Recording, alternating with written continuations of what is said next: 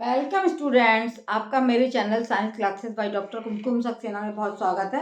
और विद्युत के अंतर्गत जो विद्युत का चैप्टर चल रहा है क्लास 10th का, उसके अंतर्गत आज मैं पढ़ाने जा रही हूँ आपको चैप्टर 13 का ये भाग विद्युत मोटर, है ना। विद्युत मोटर तो आपने नाम तो बहुत जगह सुना होगा। बहुत सारे इंस्ट्रूमेंट्स में विद्युत मोटर, जैसे पंखा है, मशीन, वॉशिंग मशीन है, सभी में मोटर लगाया जाता है। कूलर है, तो ये कहा जाता है जो मोटर है वो खराब हो गई है, क्या हो गया है इसमें। तो इस तरीके से वही विद्युत मोटर है जो आज आपको पढ़ाई जा रही है। विद्युत मोटर वो युक्ति है, विद्युत मोटर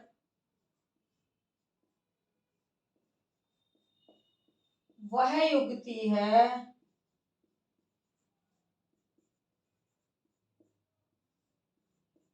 जो विद्युत ऊर्जा को यांत्रिक ऊर्जा में बदलता है। यांत्रिक माने मशीन की ऊर्जा, जो मशीनें चलती हैं, यांत्रिक ऊर्जा में बदलता है।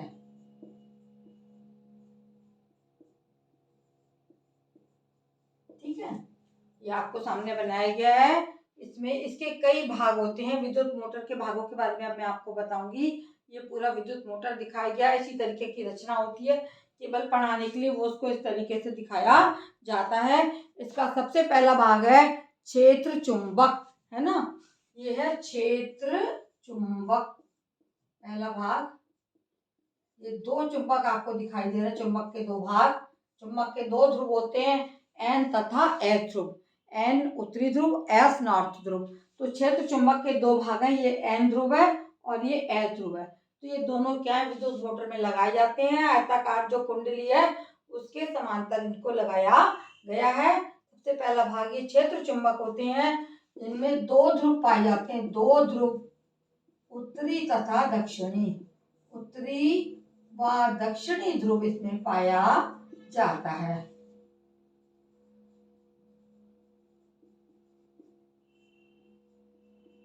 दूसरा भाग है इस मोटर का, जिसे हम कहते हैं आर्मेचर या कुंडली, है ना।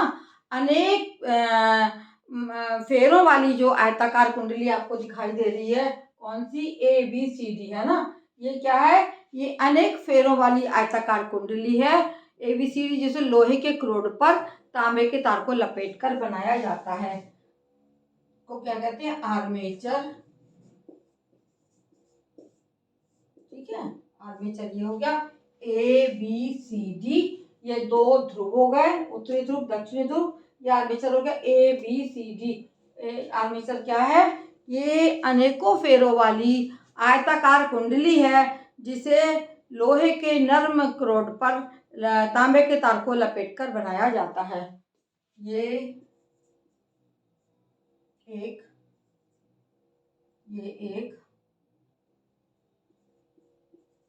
आयताकार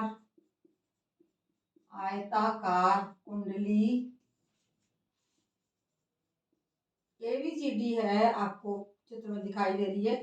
एबीसीडी है, जिसे कैसे बनाते हैं, जिसे कि हम नर्म लोहे के क्रोड पर तांबे के, जिसे नर्म लोहे के,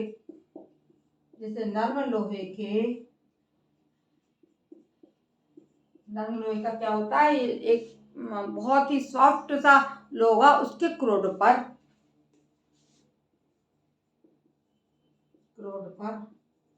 तांबे के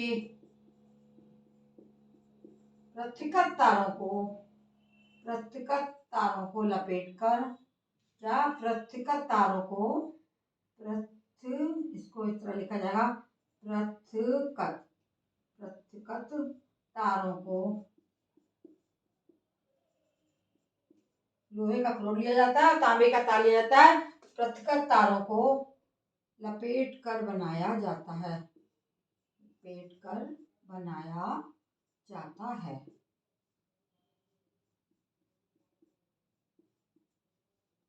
तांबे के अनेक तार होते हैं, उन्हें लोहे के आयताकार कुंडली पर लपेट कर बनाया जाता है।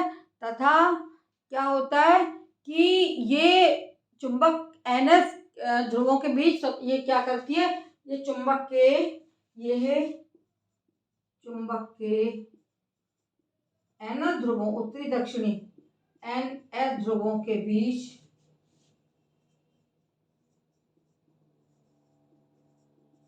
स्वतंत्रता पूर्वक घूमती है, स्वतंत्रता पूर्वक घूमती रहती है।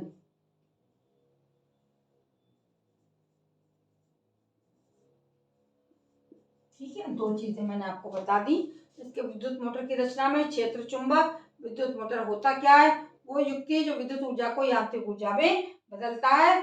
अब इसकी बनावट पे हम चल रहे हैं। रचना, क्षेत्र चुंबक, दो उत्तरी ध्रुव एन और एस ध्रुव हैं, जो उत्तरी ध्रुव और दक्षिणी ध्रुव पाए जाते हैं, जो स्थापित होते हैं। इनके बीच में एक आर्मेचर कुंडली ABCD ये दिखाई दे रही है, जो नर्म लोहे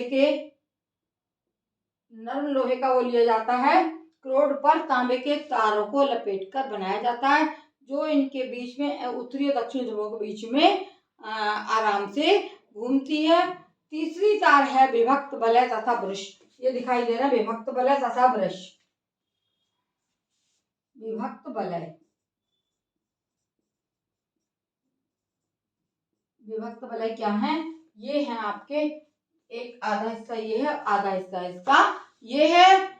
ये एक पीतल का छल्ला होता है जो दो बराबर भागों में विभाजित होता है। विभक्त वलय क्या है, ये एक पीतल का छल्ला होता है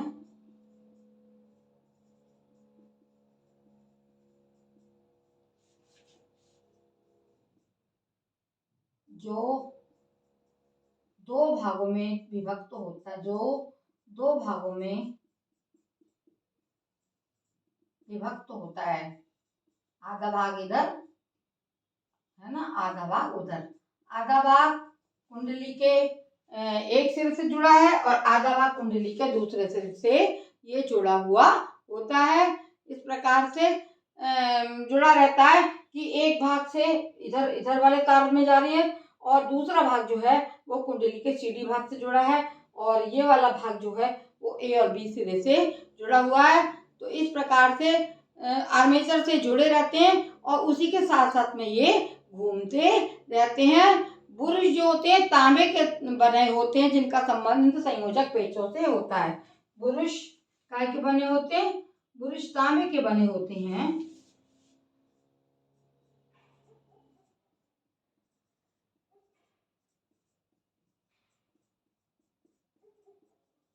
जिनका संबंध संयोजक पेचों से होता है। जिनका संबंध संयोजक पेच आपको ये दो दिखाई दे रहे हैं, है ना, इनका नाम आप कोई भी रख सकते हैं, L और M।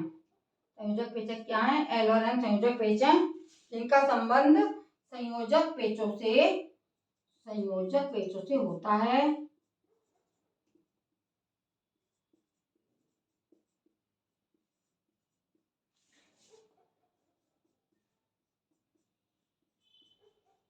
समझ में आ गई आपको पूरी रचना। ये एक आर्मेचर है जो आपका कैसे बनाया जाता है। ये अनेक फेरों वाली आयताकार कुंडली ABCD है, जिसको लोहे के क्रोड पर तांबे के तार को लपेट के बनाया जाता है और ये इसके चुंबक के उत्तरी और दक्षिणी ध्रुवों के बीच में स्वतंत्रता पूर्वक घूमता है।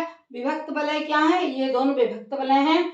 L और M पेच लगे हैं इसमें। विभक्त वलय में एक वलय जो है वो कुंडली के इस सिरे से जुड़ा है और दूसरा वलय जो कुंडली के दूसरे सिरे से जुड़ा हुआ है। आर्मेचर से इस प्रकार ये संबंधित रहते हैं और उसके साथ साथ ये घूमते रहते हैं। इनमें दो बुरुश पेच लगे L और M, है ना। बुरुश काहे के बने होते हैं, बुरुश तांबे के बने होते हैं, जिनका संबंध संयोजक, इनका नाम क्या है, संयोजक पेच, क्या इनको बोल देते हैं संयोजक पेचों से ये जुड़े रहते हैं।